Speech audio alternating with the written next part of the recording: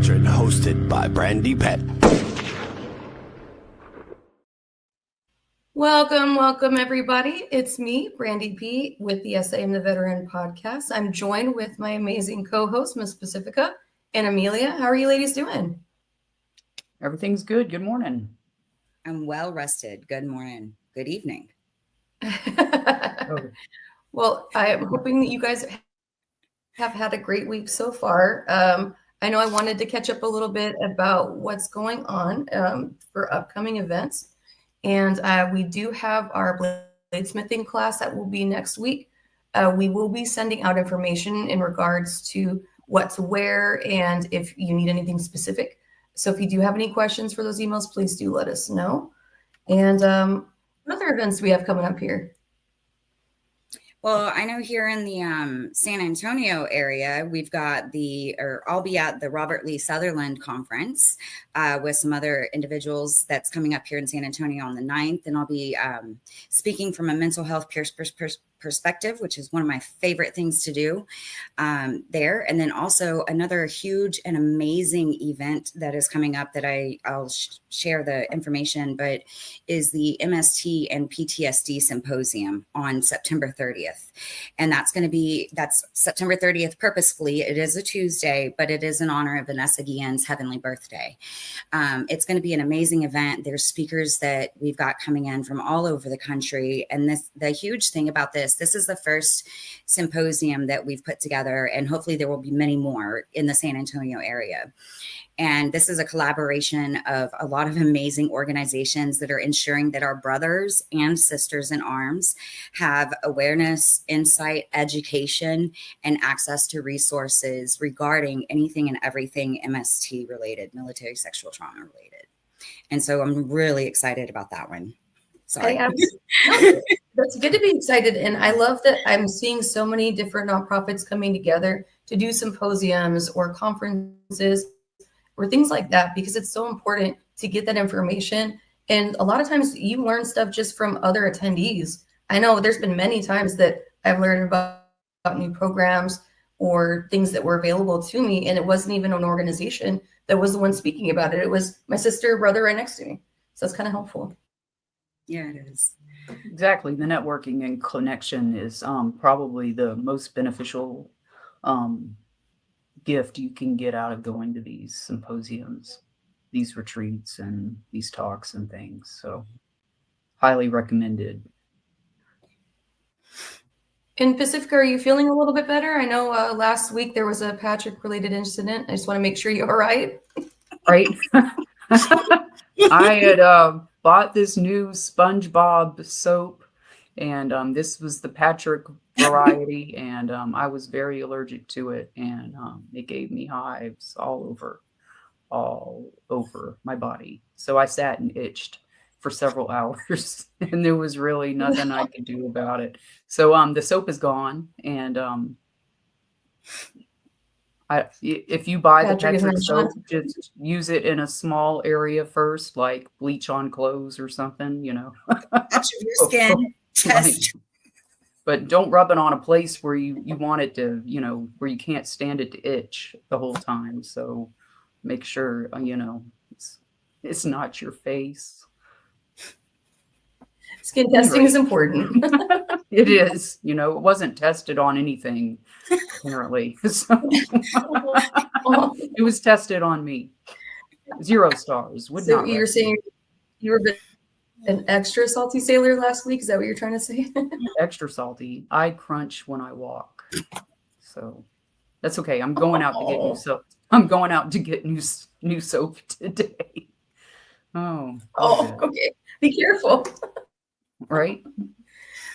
And so we don't have a guest on today. And the reason we didn't have a guest on this week is that I kind of wanted all of us to kind of sit down and you guys could get to know us a bit better, as well as kind of meet your podcasters. And it was brought up to me, and I know it's been some time since I've talked about really who I was, and maybe I should reintroduce myself as well.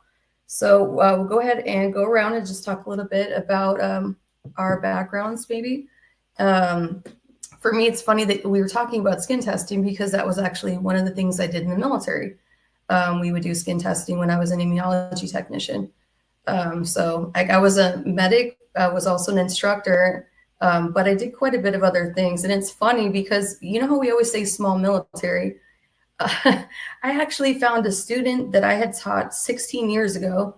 And I found out because I had a triple limb salvage. So what happened to me is I had a triple limb salvage. I was air evac back to San Antonio. And then at that point, it would take about 18 months for them to figure out like what this mystery caused the arterial blood clots that I had that almost nearly ended my life. But even worse, and I should have had a picture today and I'm mad. I used to have to wear, so like, what do you think would be like the worst footwear possible that you can imagine wearing in uniform? Tenny runners. Okay, Shower tennies. shoes. Okay, what are you?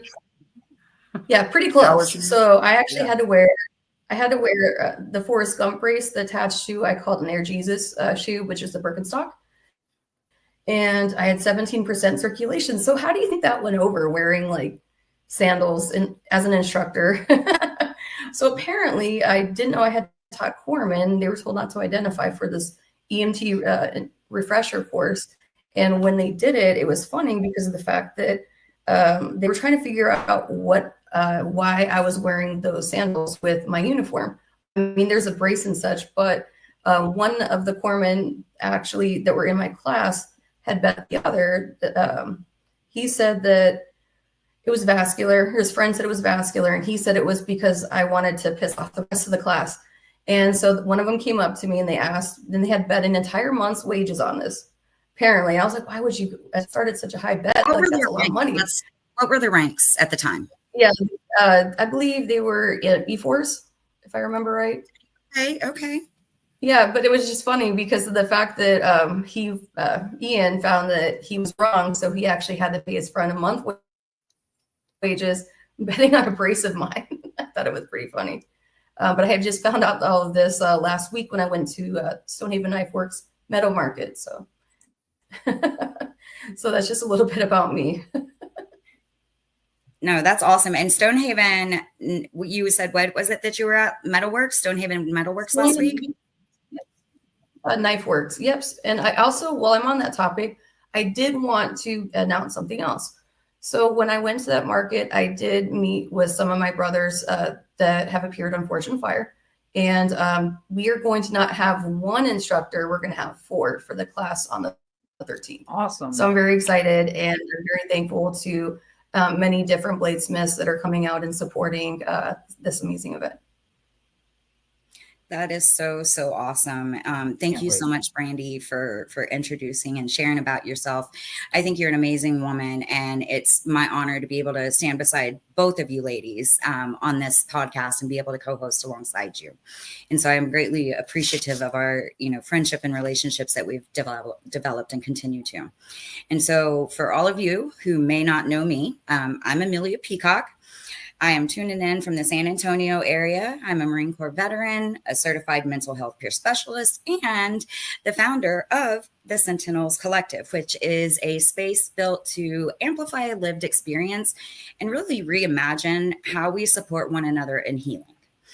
My work is rooted in a simple but powerful mission: igniting voices for change. That's not just a tagline. It's honestly a call to action.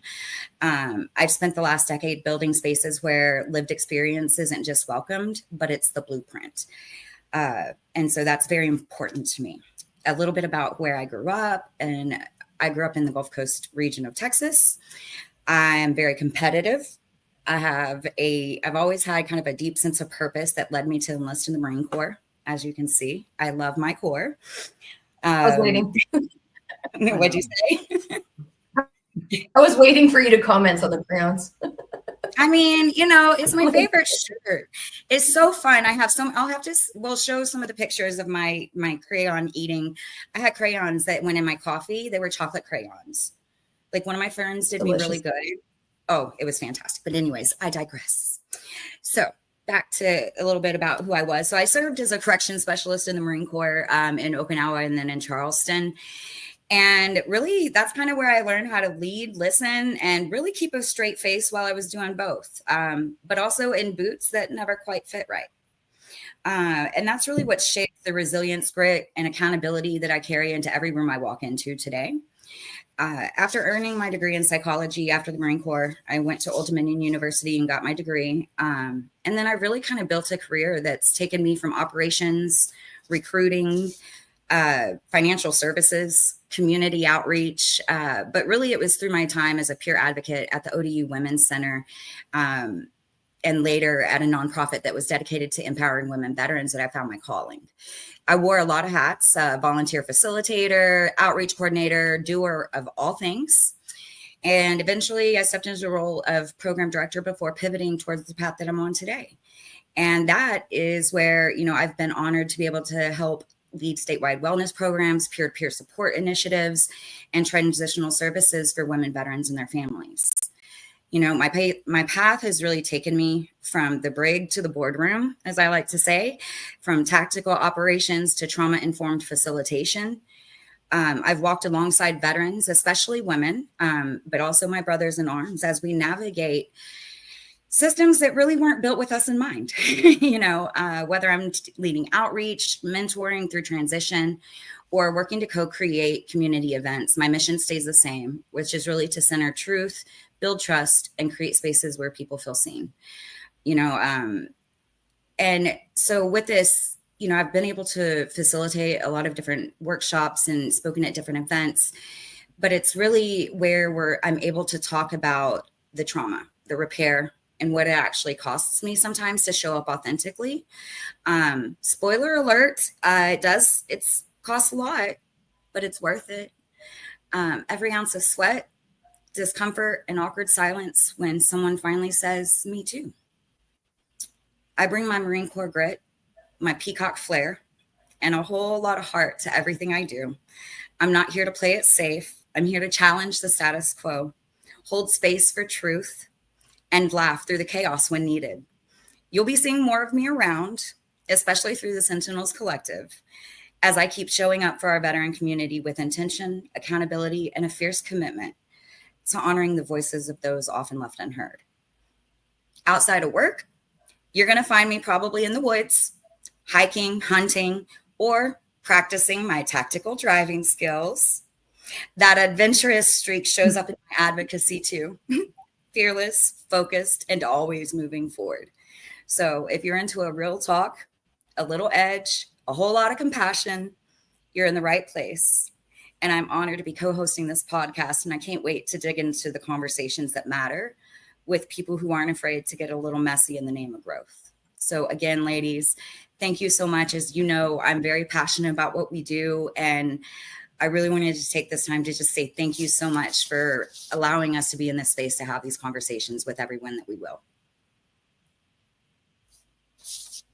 Wow, it's hard to come. It's an honor to be on this podcast with you. Right, that's what I said. Like, she came ready, and I was like, oh, wow. Right? Like, I don't have a string of credentials behind my name. Yes, you do. Yes, you do. A lot. Nice to share those. You're an amazing woman. Oh, hi, folks. My name is Pacifica Sauer. I'm actually from a long line of military people. My grandfather was in the military. My dad was in the military. My uncle was in the military. Like a lot of my uncles were in the military, actually. My brother is still in. He just got promoted to colonel. My partner just retired. So like I've got a lot of reasons to care about the military, but to tell you quite honestly, I denied my veteran status for a long time. My career has primarily been in the media. Like at my last station, I was like one of maybe 2 or 3 veterans, and they were both male. And it was, no one ever talked about it. It was insane how veteran quiet it was at the station. And to the point where without special support from sponsors, it was hard to even get veteran stories on the air. So when I finally got connected with the veteran community here in Houston, let me think, was it like 16 years after my service or something crazy? Or maybe, yeah, like something like that. It had been a long time that had passed since I'd actually hung out with my people. And I was doing some vignettes at Combined Arms, and I got connected with all of these VSOs. And there were women, there were like oil rig workers, there was just all of these people all in one room. And it was like being back, and I enjoyed that. So I kept coming back and participating and going on retreats and things, and found I liked this. But I did want to be able to give us a voice. A lot of people get a chance to tell their stories. We all know the big ones, and those stories deserve to get told. But there were multitudes of other stories that were just dying in the assisted living homes, or just passing away just quietly.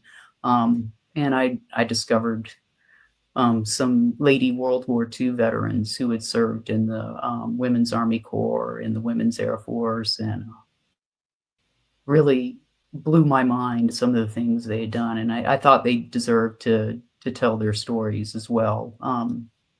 And then from there, just from every era, like Amelia said, the silenced voices, it was deafening to me. So I decided to use my platform to give our sisters a voice primarily, and I do things for all veterans. But I've got a special place in my heart for our female veterans. We're all volunteers. None of us were coerced into doing what we needed to do to help our country. And no matter how long you served, you signed your name, and that commitment deserves respect. So I applaud everyone's service, and I think everyone's got a story. There are 8 billion people on the planet, and storytelling is one of those uniquely human things that has been around since the beginning of time. And I think it's something we need to claim as our own and start telling our stories. Absolutely. So I've got a new documentary coming out here soon this fall. It's called USMST, and it features the voices of survivors of one of the terrible plagues of our military sexual trauma, where you raise your right hand thinking you're joining a family that's got your back, and you end up being assaulted by your teammates, by those in charge, and people turn the other way. It's time for it to stop. So I'm anxious for the symposium too, at the end of September. And I'm so happy that we can all come together, on this issue, because that's what it's going to take. Mm-hmm. It's not a one person thing. It's not a small group thing. It's something we're all going to have to come together and say enough is enough. Absolutely. Thank you. And if it's okay with you. Sorry. Absolutely. No, I'd like to play the turn if that's all right. Mm-hmm. All right, let's play it now.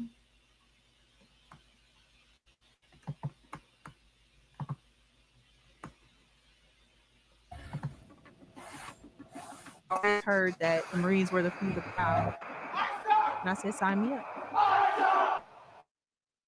It was amazing in the beginning because I was about to live in Hawaii.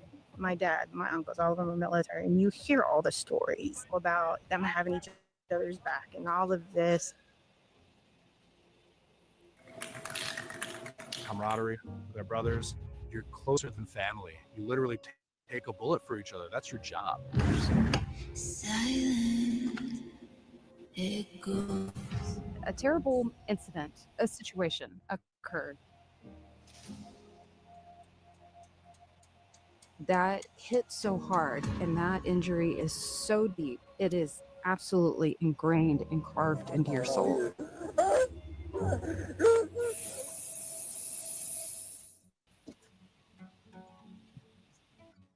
Sexual assault has been used as a weapon of war since the beginning of time.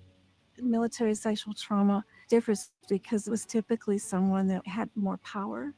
We're supposed to be the baddest of the bad. How could that happen to us? This is a major problem in our country. We need some strong and systemic solutions. Part of the problem is they don't understand the problem. The research doesn't exist in many aspects of this issue.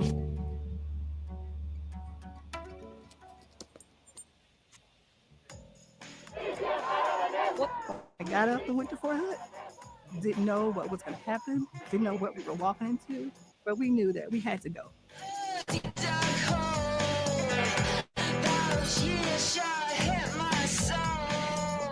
How can we change the voice that we're using so that we can open the door for more people, women, men, and LGBT veterans? It's a human issue.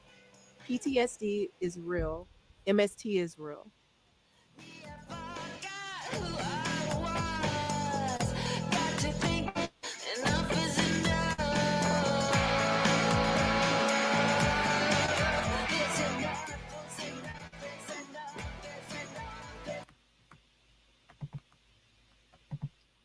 Wow. I can't wait to watch. You have the most amazing song on that. I love that. Wasn't that a good find? I was Yeah. I get lucky finding these things, but I belong to a production library, and I found those. Like, they've got millions of songs, and these two just kind of, I was like, there it is, you know. So it's, you know, I love it. It's perfect.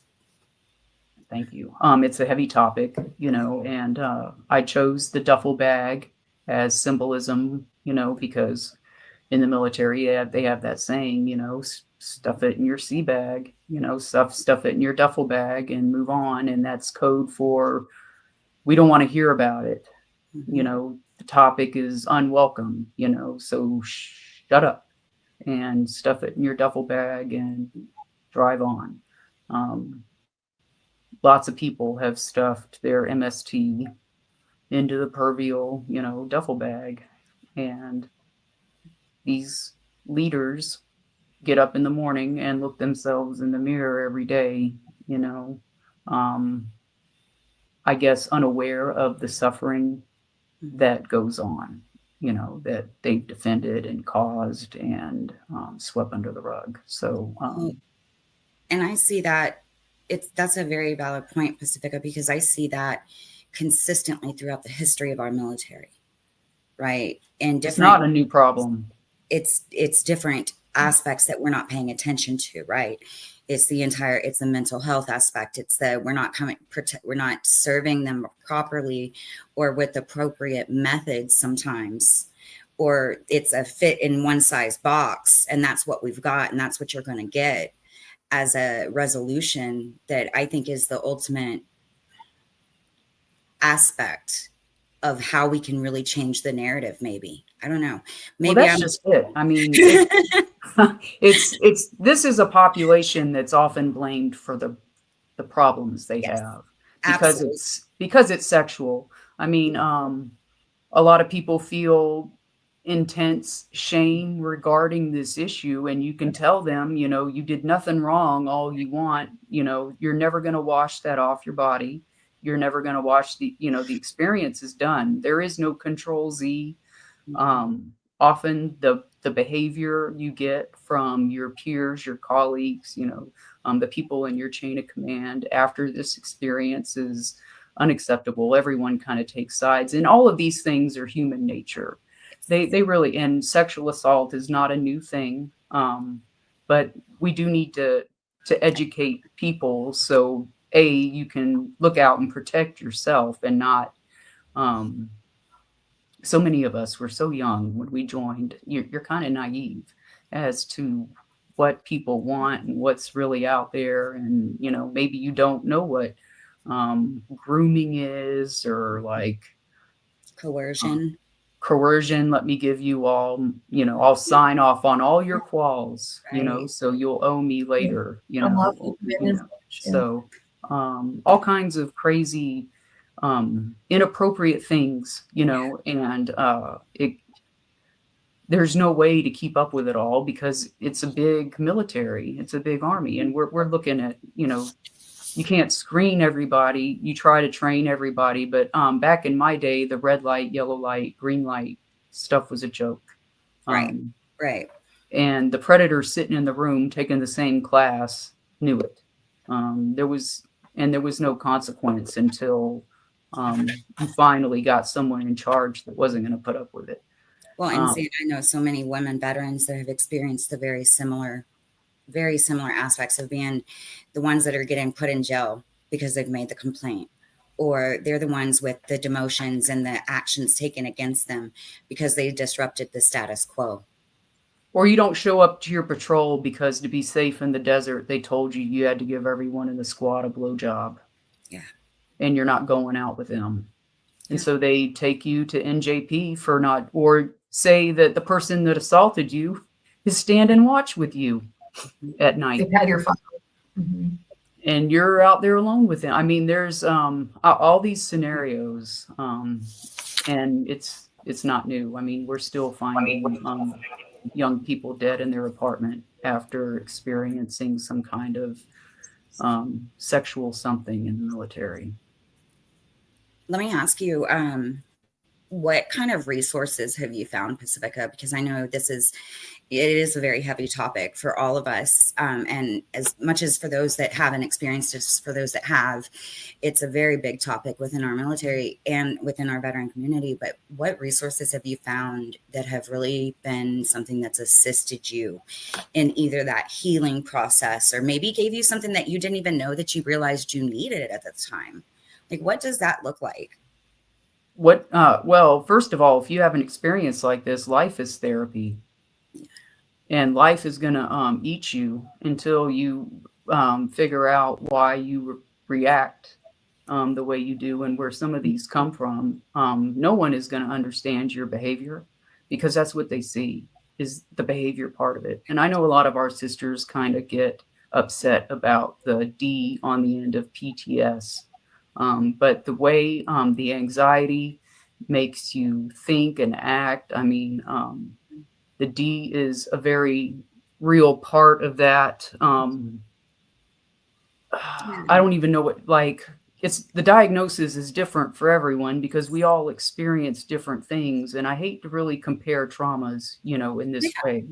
No, not comparing traumas, but the behavior part of what comes out of this, the impulsiveness, and everyone responds to, but there are a list of things, and this is how we diagnose it, that come, the baggage that comes with this, and it took me a long time to figure out what it was because number one, I didn't admit that I was a veteran.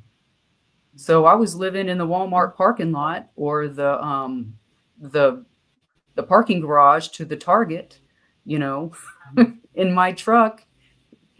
So dumb, people knocking on the window, asking for cigarettes, wanting me to get out of my vehicle, and I don't know how I made it through some of these situations because I've got such a broad experience, but somehow I got through. And it wasn't until that I really got connected with other people and realized that I was, you will do the work alone. So people like to say you're not alone with all this. You'll do it by yourself because the work is internal. Like this is yours and you have to own it. And I think that's part of the process is first you have to own your experience and realize I can't undo it. And so, but it's mine now. And I'm the one that gets to do something. And I'm the one, it's like Michael Jackson and the man in the mirror. I hate to use that analogy, but it starts with the person in the mirror. If you can even look in the mirror, because looking in the mirror after an experience like this and years of dealing with the shame and how it twists who you are and you lose your identity. I mean, there's a lot that goes in to all of this. So when you finally get to the point where you realize the problem is not everyone else, it's you. Like the problem is you. I'm sorry, but you're the one that has to deal with it, so being convinced that I could not do this by myself, and what I was doing was not working. The drinking and the drugs, the um, the imaginary kind of living in a movie that I was doing. It wasn't work. It was making it just what I had done to survive for so long wasn't working anymore. As a matter of fact, it was destroying my life. So coming to that conclusion before hitting rock bottom and ending up in jail or assaulted again or something tragic like that, it came with accepting, number one, that I deserved peace. And number two, that I was not the only person that had experienced this and that there was hope because there were people out there that had done it. They had they had found a resolution within themselves, to find peace. And that's really what changed my mind about, maybe, I do need to have a team of people that I can go to, that I can call, like you need that support system. That's the part that they mean, like you're not alone, but you will do the work. It is an individual effort. And if you know what the work is, then you know how hard and how isolating and how difficult it can be to actually make changes in your life, because that's what you're doing. Is undoing some of this survival mode that you've gotten into to get by. And now you want to actually be able to make plans and have a future, not just get by. So, Man, I couldn't have said it better. Thank you. That is, yes, you have ding, Absolutely. now on head. Right. And while we're on the topic of mental health and prioritizing it, what would you say? I'm going to ask this for both of you guys. What are some resources for mental health outside the VA that we can share?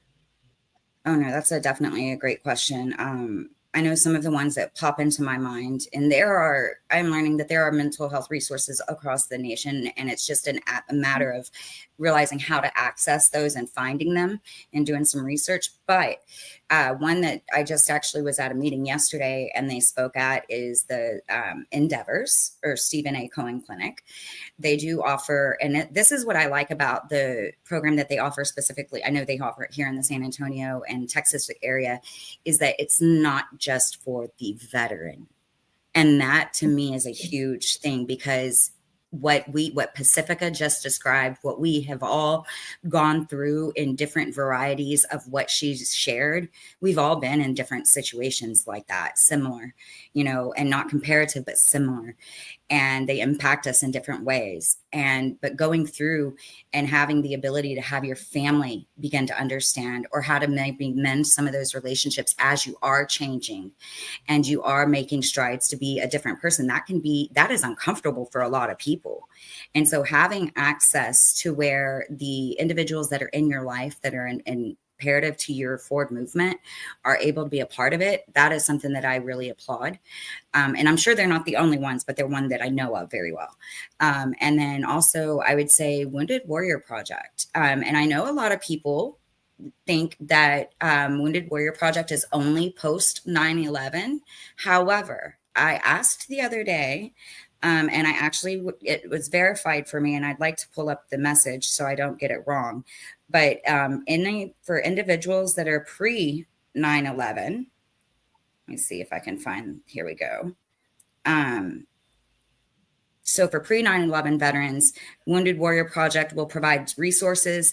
They can get some mental health services, but the only difference is they can't register and become an alumni, but they will provide resources and navigation and services. So that I think is a huge thing to know, because a lot of times, you hear them, they're like, oh, they're post 9/11 only. Well, they've changed some of that.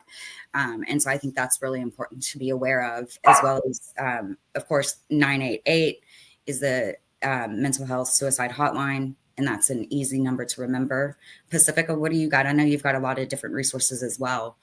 Well, the ones I've used before are Easter Seals and Headstrong, and actually Headstrong is how I found the therapist I've had for the past 5 years, and my psychiatrist.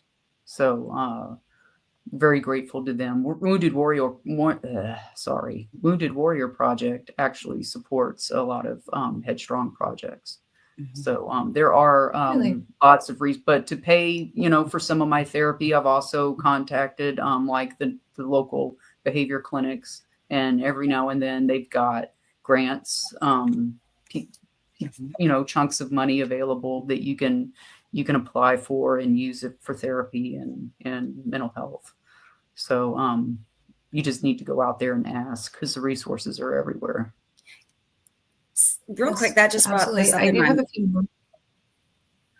I'm sorry, that just brought something up in my mind real quick that I wanted to share, is that as I was looking at some of the community care options the other day, because I know that there are times when individuals really don't want to utilize the VA, whether it's because you maybe work there or because you don't feel comfortable with the therapist, or you can't get in a timely manner, right? So you're opting for community care.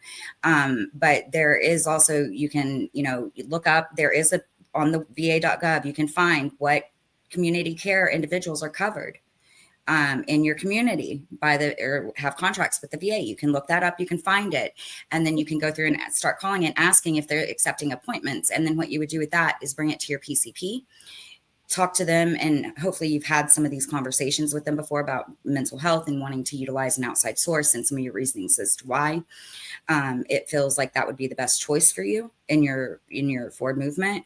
But you can also utilize that as well. And so that's another option. I know it's sometimes a process, but it can also be very beneficial if you have a recommended doctor that maybe is a client or someone that serves the VA, that might be a benefit also.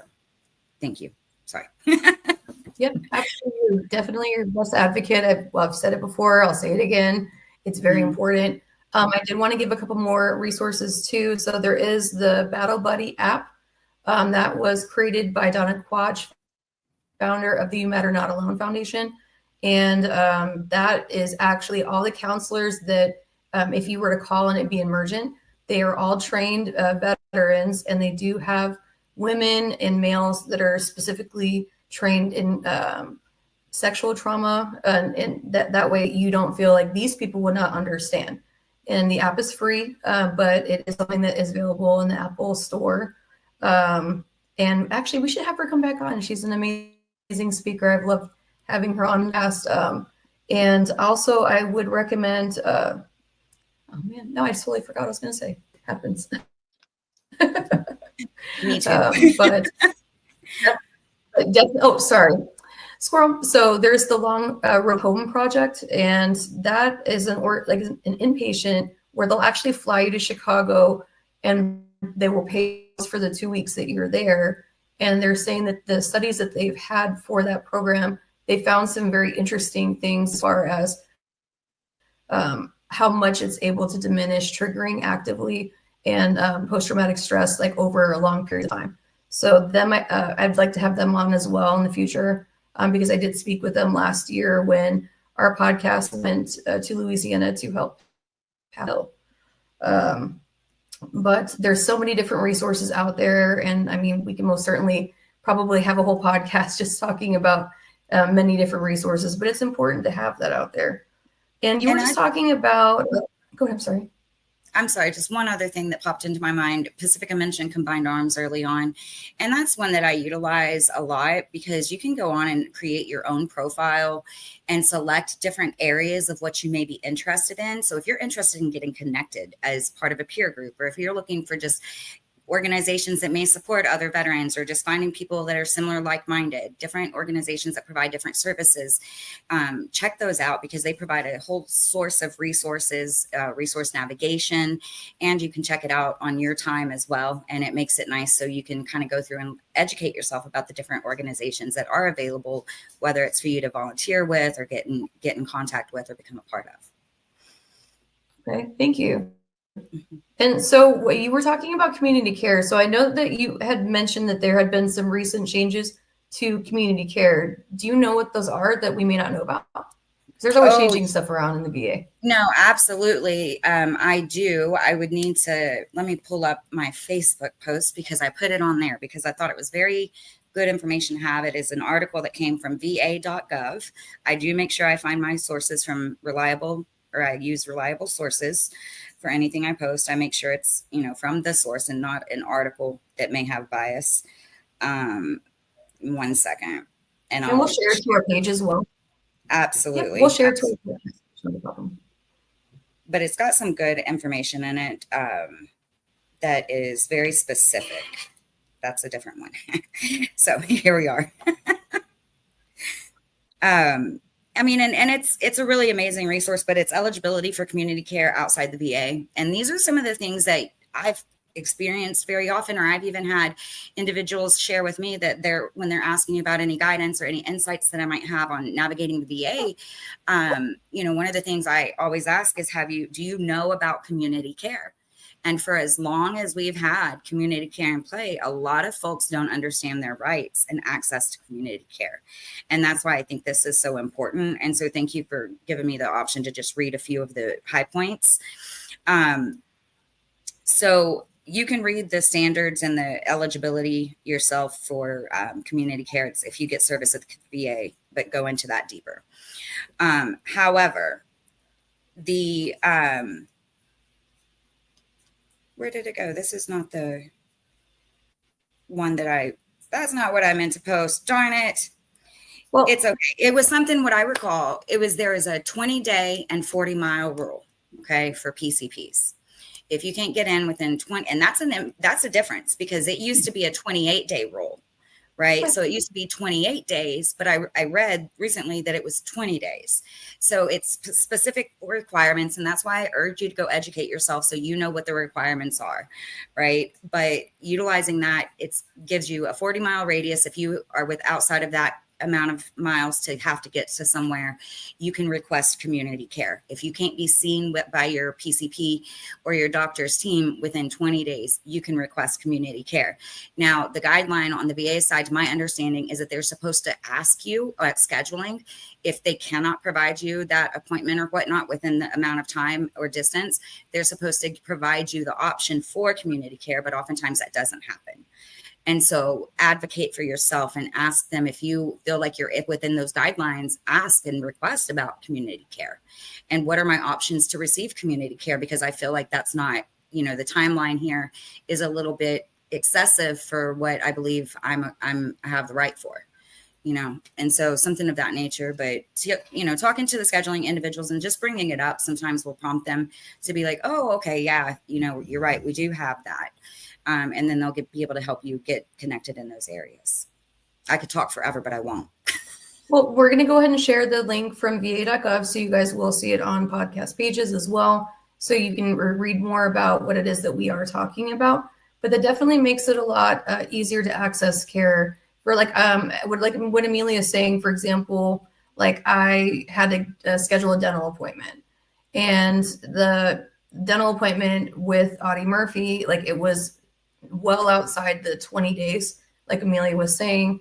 And so they said, well, you can see your provider for community care if you're not happy with this amount of time that you have to wait for your appointment. So it was very helpful that I was able to get seen more quickly. And did you guys want to talk a little bit about when you're able to tell your doctor no? So I know sometimes us as women veterans, we do find there are times that, we don't feel comfortable either with a certain exam or with the provider themselves. Mm-hmm. So what would you guys say are maybe an example of when it would be prudent to be able to tell your doctor no, or what are your rights? Well, what are your rights? Your doctor is a consultant. You don't have to do anything they say. They may, if you're dire straits, laying up in a bed and you want to leave, they'll let you. You'll have to sign a paper, that says they're not liable for anything that happens after, your departure. But really and truly, you're there to get advice about your body. So I have a thing about woman exams. I am not comfortable. I reserve the right to say, no, you're not doing that today. And I use it almost every time I'm in there. I do understand that, Mm-hmm. as veterans, we were exposed to toxins. In the Navy, we cleaned everything with a triple F, which is now a carcinogen of some unknown, whatever. They told us it was soapy water. It was Why but is it smell I like mean, that? Strong. anyway, you get it all over your body. It's on your clothes. You know, you're cleaning with it. You're, pardon, the bluntness, but you're doing hygiene with it. You're wiping your face. You're inserting tampons. You're wiping your butt. You're doing all of this with carcinogens like surrounded. So I understand, you know, their interest in making sure that everything's good, especially if you've got a history of abnormalities. You know, so I get it. However, you know, at the same time, I don't want to re-traumatize myself every time I go into the VA. And I don't want to have to relive whatever's going on in my head, you know, every time I go in to see the doctor. What really gets on to me is sometimes going in and not seeing the same person every time. I want to see my nurse, Miss Karen. I want to see my doctor. I don't want to see the resident intern, you know, who's here for 3 months, who's grinning like a Cheshire cat in the corner, and who goes off to get his person when I don't want to do what he says. But here's the thing, like, you have to advocate for yourself because no one else is going to, and they're on to the next person when you leave. They don't have to live with whatever goes on. For them, it's just another day at work. You know, it's just another, you know, a rectal exam is just another thing. A pap smear is just another thing. Whatever it is, you know, when you leave, they're on to the next person. So it's important for you to tell them, you know, listen, I'm not comfortable doing this today. And I'm just not okay with my life right now. Can we reschedule this in 6 weeks? Can we do this the next time I come in? Or, you know, so I can prepare. And they will work with you. They're not going to force you into the procedure. They will talk to you in a certain way, depending on who you're talking to. But really and truly, a doctor should realize who they are, and that first they're there to cause no harm.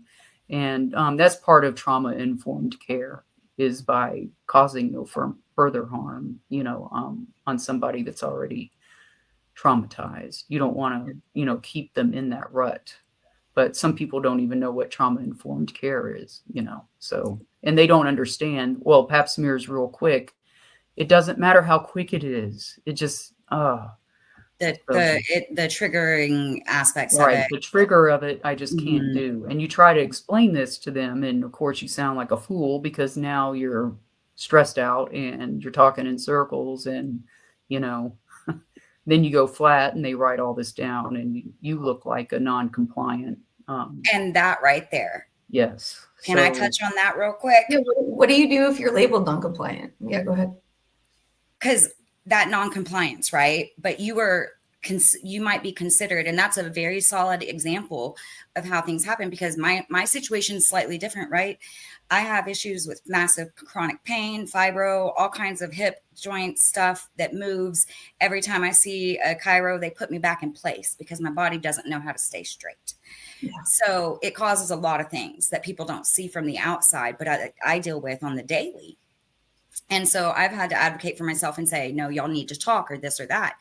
But when you are advocating for yourself, the biggest thing that I had to learn is how to do it appropriately, because of my mental health issues and some of my quickness. And I can sometimes be a little forward in my communication styles, especially when I feel like I'm not being heard.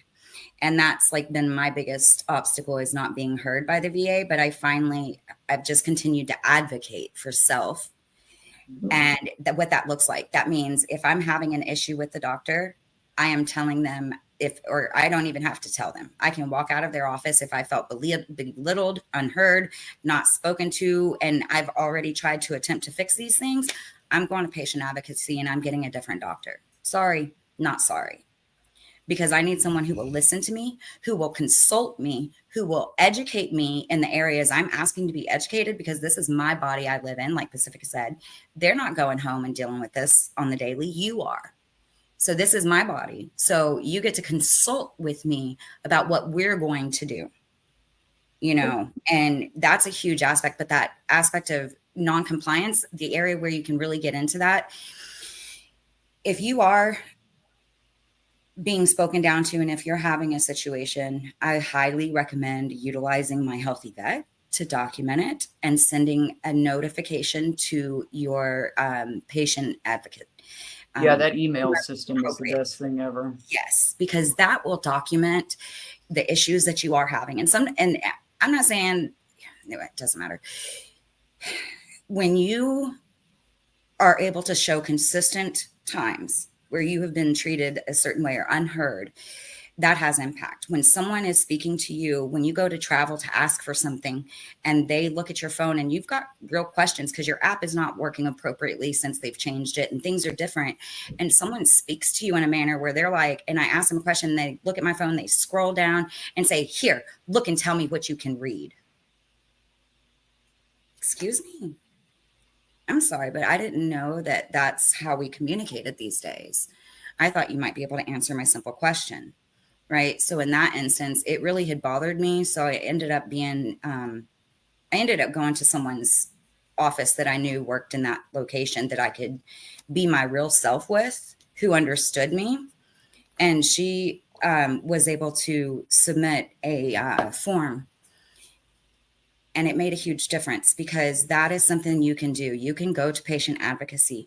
You can go to a trusted individual in the VA system and share with them and request that a complaint is filed on the behavior of the individual that is not being trauma informed or not leading in a trauma informed way. And a doctor who's not listening to you about your body, or not listening to your respects about, or your questions about the medicines that they're trying to put you on, or how that's going to affect all your different things that you have going on. That also things that are new that need to be discussed between doctors. You have to advocate for yourself. Yep. And that would be my biggest thing, is that I know it's hard, but the more that each one of us individually stands up for ourselves, we are then standing up for the collective, because the more that we raise our voices, it brings these things to the surface of what is occurring that really shouldn't be, that the VA is trying to eliminate. And they try, but it's a huge system. So we all know how that goes. It's very hard. And that would be my 2 cents. I'm sorry, I ranted, but you're fine. We very much appreciate it. And you have to be your own best advocate. I'm going to go ahead and wrap it up for today. And so we're going to go ahead and close it up and do final thoughts. I know we've had a lot to say and we've learned a lot about each other. Pacifica, what would be your final thoughts for this week? Wow. One foot in front of the other. That's all that matters. And just try to be a better human being than you were yesterday. And you're doing right. You don't have to worry about sometimes little course corrections, just 1 degree a day over time is a big difference. So just keep your sights on the horizon and know what you're going for, and you'll be fine. And what about you, Miss Amelia? It's something that one of my fellow Marines shared with me yesterday, and I loved it because it resonates even today. Consistency is key, right? Even if it's not pleasant, just keep moving forward. Like Pacifica said, 1 step in front of the other. Itty bitty steps add up to a huge result. And even if you fall on your face, you're still moving forward. That's right. Absolutely. Yep. Even if it takes forever, just don't quit. Yep. Absolutely. And I very much appreciate you ladies being on and all the information you've given. And I can't wait to see you guys in the Forge next week. So we'll have lots of video and probably be going live there as well. So you can say hello to everybody. But I'm going to go ahead and have Aurelia take us away. And next week we will have Keith Nickel on, and he will talk about his very interesting search for a family member. But have a good day, guys. Hi. Hi, I'm Aurelia. Just a reminder, smash like, hit subscribe, and click the bell. Please give me my mommy some hearts.